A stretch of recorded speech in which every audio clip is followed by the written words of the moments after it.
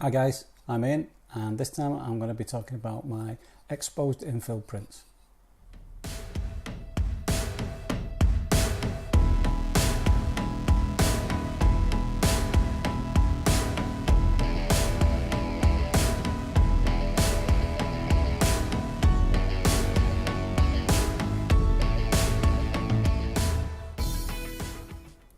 The idea of printing models with exposed infill is something that I've been interested in for a long while. I did my maker coin where I left the bottom layers off, and you could see again it's a honeycomb infill, and when I posted those photos to Instagram and Twitter, then people were raving about the fact you could see the infill. And then that some of the apprentices, engineering apprentices at work, were doing a project that involved 3D printing, and they were really interested in the different types of infill.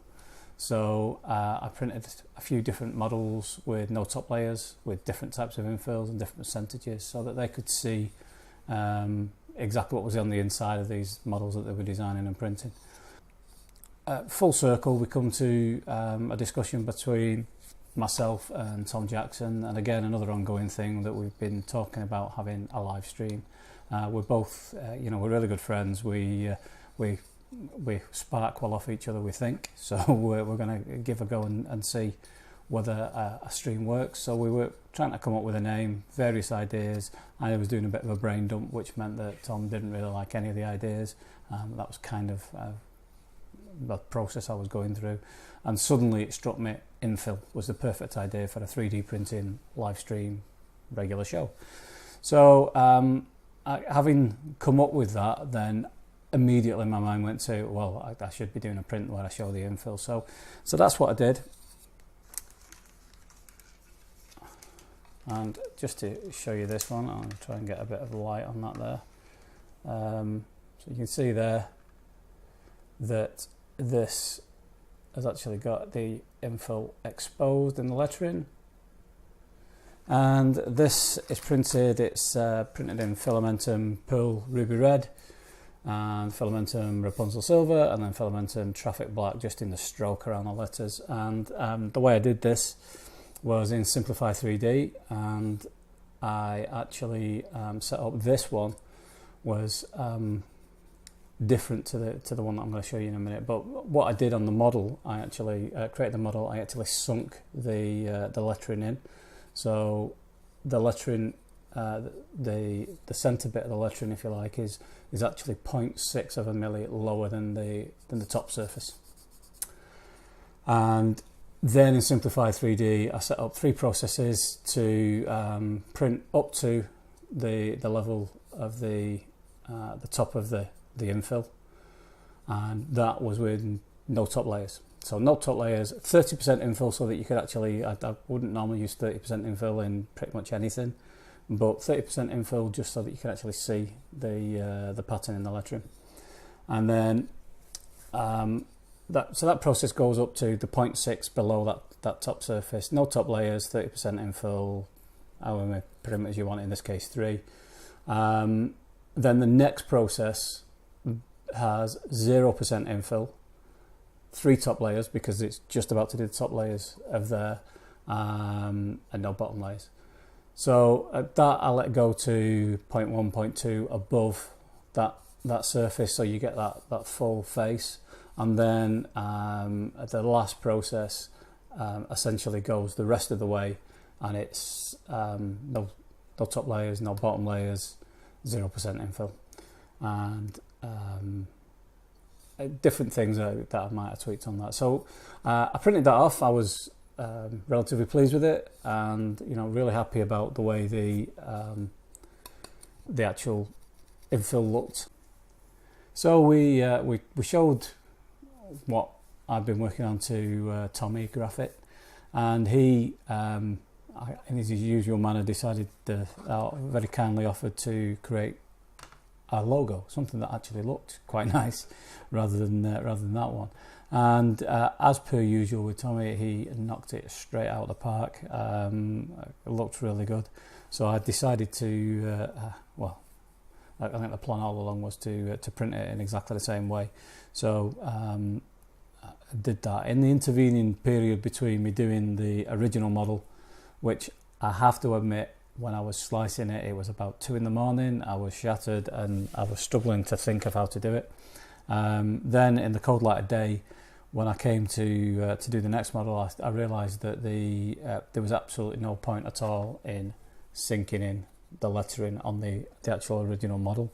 So the model, and this is it, which is, I think, is a fantastic looking thing. And again, let's get the light so we can see that.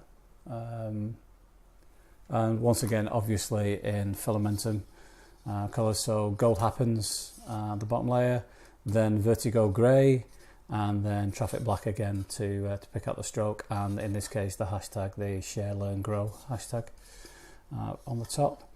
And this wasn't the first one that I printed. Unfortunately, the first one I had a power outage and that didn't go so well, but you can see the process kind of happening there.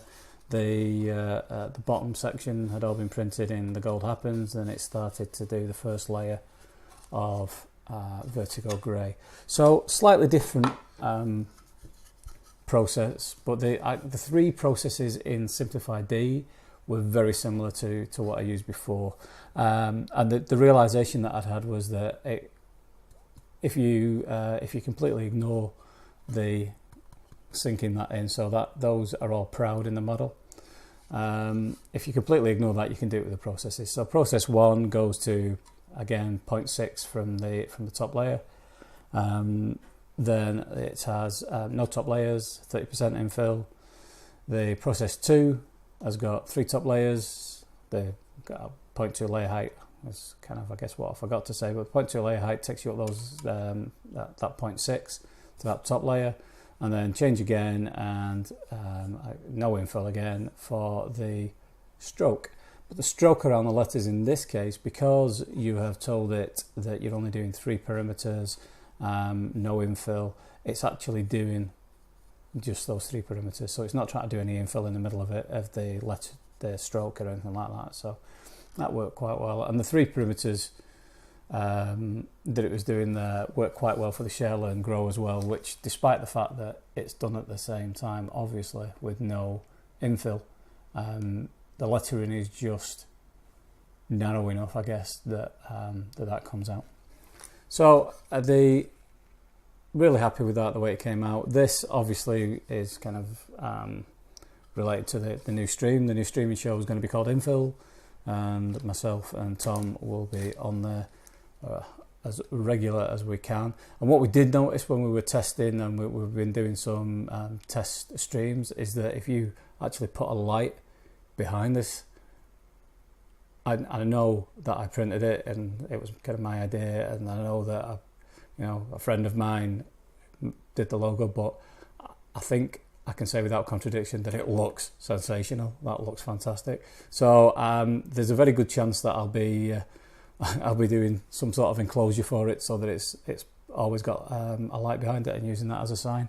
So I was really happy with that, and hopefully it's a process that other people are going to take on and do some clever things with. There's already been a few people that on Twitter that have been doing that. So I'm really looking forward to seeing what everybody else makes of it.